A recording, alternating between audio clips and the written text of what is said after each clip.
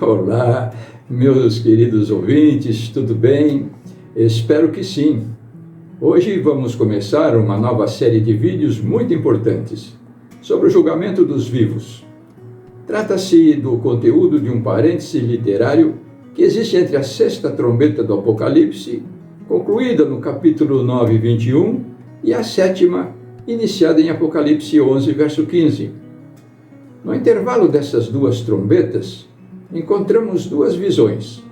A do capítulo 10, onde um anjo forte aparece com um livro aberto na mão e que jura por aquele que vive para sempre que já não haverá demora para a vinda de Cristo. E a visão das duas testemunhas situadas no Apocalipse 11, de 1 a 14.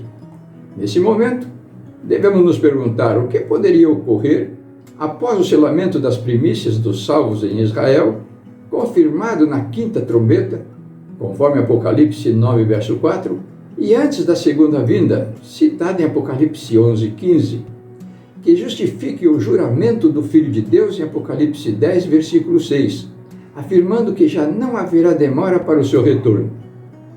O lógico seria esperar-se pela continuação da colheita dos demais salvos, vivos, ou seja, pelo assinalamento dos que são justos aos olhos de Deus, situados nas outras nações, para serem recolhidas pouco tempo depois para o celeiro celestial. Essa era a forma indicada pelas operações de colheita no antigo Israel, na qual as primícias, ou os primeiros frutos da primeira colheita, simbolizava a ressurreição de Cristo. Essas primícias eram ofertadas a Deus como ações de graça pela expectativa de uma grande colheita futura. Êxodo 23, 16. Como esta colheita das primícias demanda um maior esclarecimento, vamos tomar 2 minutos para explicá-la. Essa cerimônia estava incluída nas festas da primavera, memoriais da saída do povo hebreu do cativeiro do Egito, cujo sangue aspergido nas portas, aquele sangue do cordeiro, apontava para o futuro sacrifício de Cristo na cruz.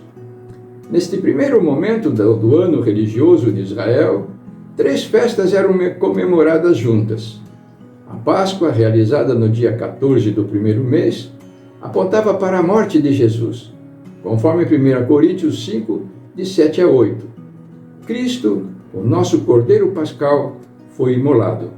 Por isso celebramos a festa não com o velho fermento, nem com o fermento da maldade e da malícia, e sim com os asmos da sinceridade e da verdade. Assim, esse evento era seguido pela festa dos pães asmos, pães sem fermentos, a partir do dia 15, por 7 dias.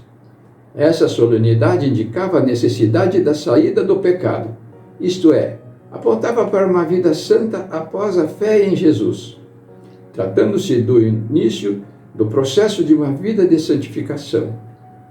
E no primeiro domingo desta semana, era comemorada a festa das primícias, que apontava para a ressurreição de Cristo, conforme 1 Coríntios 15, verso 20.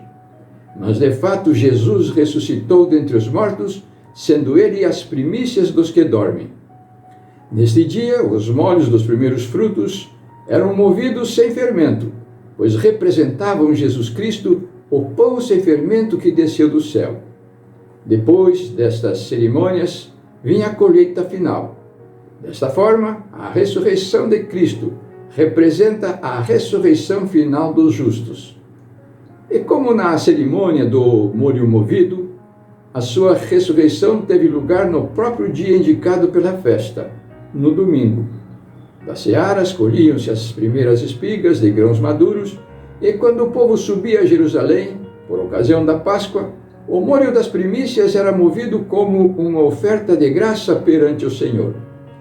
Este processo é ilustrado em outro parêntese paralelo, situado entre o 6º e o 7º selos, isto é, entre os sinais que caracterizam o 6º selo em Apocalipse 6, 12 e 13, grande terremoto, escurecimento do sol, da lua, queda das estrelas, e a segunda vinda de Jesus em Apocalipse 8, 1. Como estes sinais na terra, no sol, na lua e nas estrelas são registrados também nas trombetas e com reprise em Joel 2, 10 e 3,15, que tratam do mesmo assunto, percebemos estar tratando aproximadamente do mesmo período. Só que no parêntese entre os selos, o capítulo 7, dois fatos são revelados. O selamento das primícias em Apocalipse 7, verso 4. Então ouvi o número dos que foram selados, que era 144.000 de todas as tribos dos filhos de Israel. Apocalipse 14, 4 complementa. São esses os que não se macularam com mulheres, com igrejas cristãs, porque são castos, não contaminados com falsas doutrinas. São eles os seguidores do Cordeiro por onde quer que vá. São os que foram redimidos dentre os homens, primícias para Deus e para o Cordeiro. Assim, como a ressurreição de Cristo representa as primícias dos que dormem, 1 Coríntios 15, 20, a ressurreição dos ossos secos de Ezequiel 37, após as dores de parto, representam as primícias do que ressuscitam da morte espiritual em toda a terra, conforme Apocalipse 7, versículo 9. Depois destas coisas, do selamento das primícias em Israel, vi e eis grande multidão que ninguém podia enumerar, de todas as nações, tribos, povos e línguas, em pé diante do trono e diante do Cordeiro, vestidos com vestiduras brancas, com palma nas mãos. Sendo que Daniel 12, 1 a 3, já tratamos do selamento das primícias, no vídeo intitulado O Fim do Tempo do Fim, vamos agora tratar da segunda fase do juízo, abrangendo os vivos de todas as nações.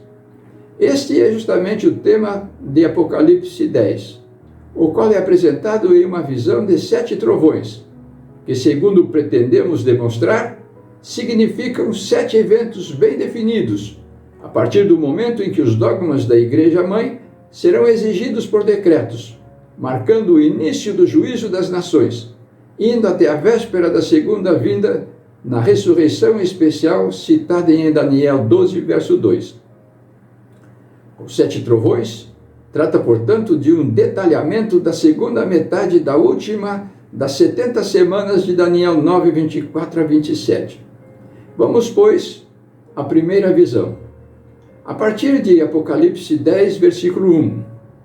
Vi outro anjo forte descendo do céu, envolto em nuvem, com o arco-íris por cima de sua cabeça. O rosto era como o sol, e as pernas como colunas de fogo.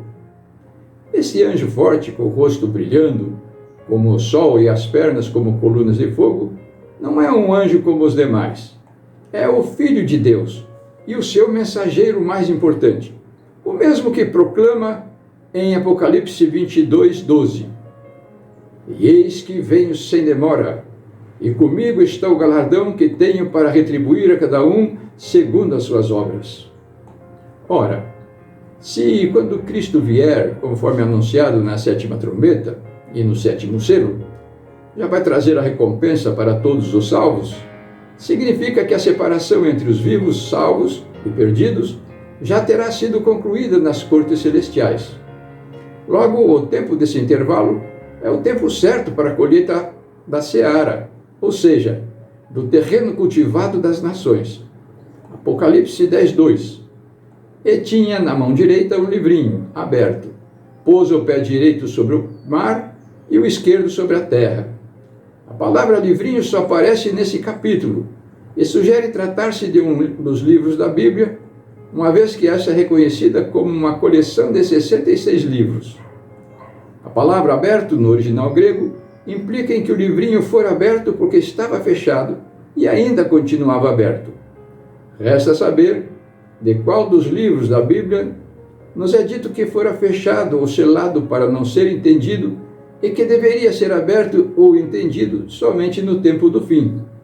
A resposta é importante para relacioná-lo com o nosso livrinho, que estava fechado e foi aberto. Nós a encontramos em Daniel 12, verso 4. Tu, porém, Daniel, encerra as palavras e sela o livro até o tempo do fim. Muitos o esquadrinharão e o saber se multiplicará. Bem, vamos ficando por aqui, na expectativa de conhecer o conteúdo desse livrinho. Fique com Deus ajude na divulgação destes vídeos, curtam a nossa mensagem musical e até a próxima, se Deus quiser.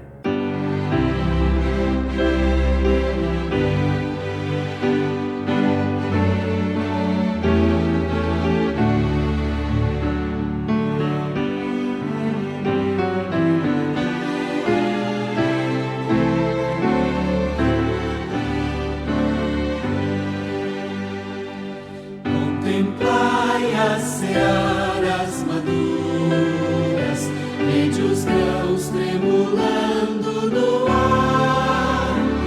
Eis a voz do Senhor com ternura, os fiéis para a ceifa chamar. Ó, quem pois dirá para o Mestre: eis-me aqui, eu vou, Senhor.